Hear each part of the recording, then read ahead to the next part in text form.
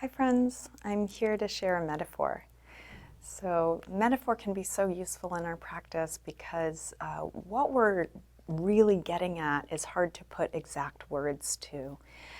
So one way to view yoga is that it's really a discovering of one's true self, who I really am, and then putting in practices that help remind me regularly.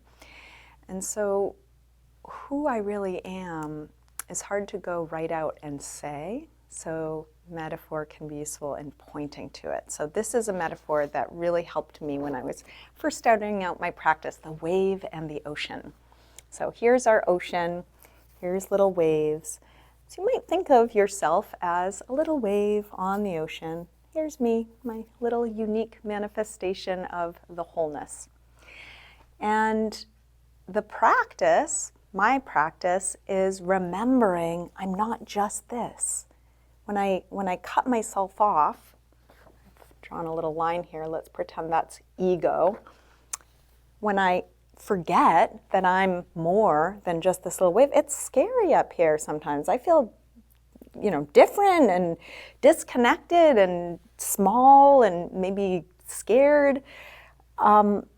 So the practice for me in meditation and yoga is to drop into the understanding that I am the whole thing.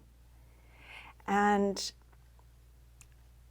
these words may or may not resonate. I know when I first came across this, it was like, oh, that's a nice idea. And it was only through the practice of meditation and yoga that I started to get a felt sense of it. And it would really feel like a dropping into a wholeness. So it doesn't mean that we don't still have an identification, like I'm me, I have a personality, I have a body, I'm going to die. And that's all useful for doing the game of life and being able to interact and play with one another. And I don't want to forget, and I forget all the time. I get really caught up in my small little life. I'm sure we all do.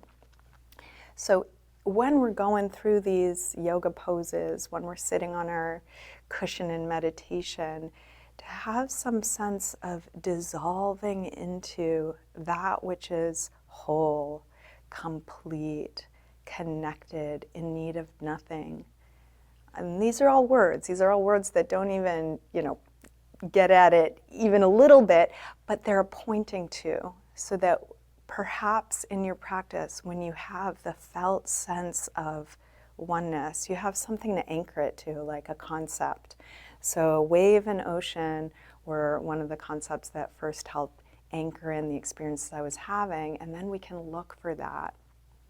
And the cool thing is that when I'm connected to my wholeness, and I'm looking over here at this little wave that may not in this moment be connected to their wholeness, I can help see it for them. I can hold that exists for them as well.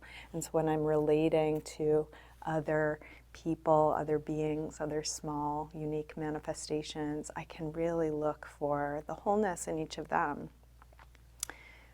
Gosh, there's so much that's out of my control and the disharmony of the world, but that is one thing I can do. So hopefully that's helpful.